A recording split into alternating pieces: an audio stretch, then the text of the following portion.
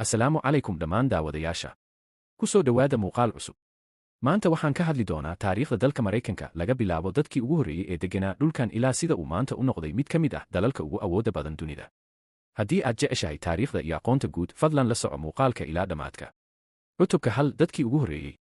Kumanaan sano ka hor inta aysan reer Yurub imaan, dhulka maanta loo yaqaan Maraykanka waxaa degganaa bulshooyin badan oo asal ahaan halkaas ku noolaa.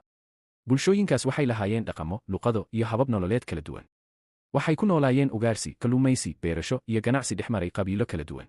Sanadkii 1492 sahmiyihii caanka ahaa ee ayaa gaaray qaaradda Ameerika, inkastoo uusan gaarin dhulka maanta ah ee Maraykanka. Safarradii ka dambeeyey ayaa horseeday in dalal badan oo Yurub ah sida Ingiriiska, Faransiiska, Isbaanishka iyo Holland ay deegaan ka samaystaan qaaradda. Qarnigii 17aad, Ingiriisku wuxuu aasaasay 13 gumaysi oo ku yaalay xeebta bari ee waqooyiga Ameerika. Dad badan ayaa halkaas u guuray iyagoo raadinayay nolol wanaagsan, xorriyad diimeed iyo fursado dhaqaale.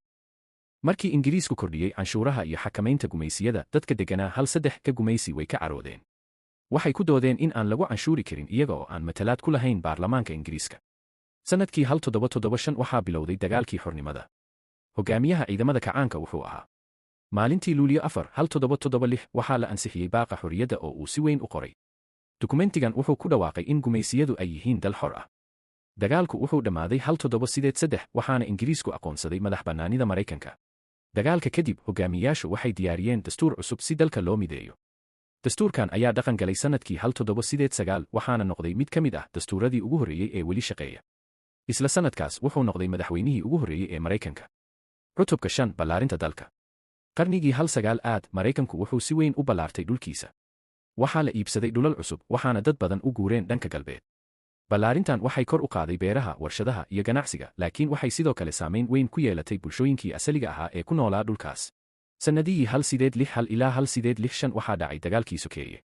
Sababaha ugu waaweyn waxaa ka mid ahaa adoonsiga iyo khilaafka u dhexeeyey dowlad dhexe iyo gobollada. Madaxweyne ayaa door muhiim ah ka qaatay ilaalinta midnimada dalka. Intii uu socday dagaalka, wuxuu soo saaray go'aanno horseeday dhammaadka adoonsiga. Kadib guushii dowladda dhexe, adoonsigii si rasmi ah ayaa loo mamnuucay. Dagaalka kadib, Maraykanku wuxuu galay xilli horumar degdeg ah. Waxaa la dhisay tareenno, warshado waaweyn, buundooyin iyo magaalooyin casri ah. Malaayiin qof ayaa ka soo haajiray Yurub iyo meelo kale si ay shaqo uga helaan Maraykanka. Maraykanku wuxuu ka qayb galay labadii dagaal ee adduunka ee qarnigii 2 Kadib dhammaadka dagaalkii labaad, wuxuu noqday quwad dhaqaale iyo ciidan oo heer caalami ah. Waxaa sidoo kale bilaabmay tartankii hawada sare, waxaana sanadkii 1969 erbixiyeenada Maraykanka ay noqdeen dadkii ugu horreeyey ee cagta saara dayaxa. Maanta Maraykanku wuxuu hormuud ka yahay dhinacyada tiknoolajiyada, waxbarashada, dhaqaalaha, caafimaadka iyo cilmi baarista. Shirkado waaweyn oo dunida caan ka ah ayaa xarumo ku leh dalkaas, waxaana jaamacadihiisa ka qalin jabiya kumanaan arday oo ka kala yimaada dunida oo dhan. Si kastaba ha ahaatee, dalka wuxuu sidoo kale wajahaa caqabado ay ka mid yihiin kala duwanaanshaha siyaasadeed, arrimaha socdaalka iyo sinaan la'aanta dhaqaalaha. Taariikhda Maraykanku waa sheeko ka kooban gumaysi, halgan xorriyadeed, dagaallo, horumar dhaqaale iyo isbeddello waaweyn. Qarniyo badan oo dadaal iyo horumar ah kadib, Maraykanku wuxuu noqday mid ka mid ah dalalka ugu saamaynta badan dunida. Haddii aad ka heshay muuqaalkan, fadlan riix like, la wadaag asxaabtaada, kana mid noqo bulshada kanaalka adigoo subscribe samaynaya.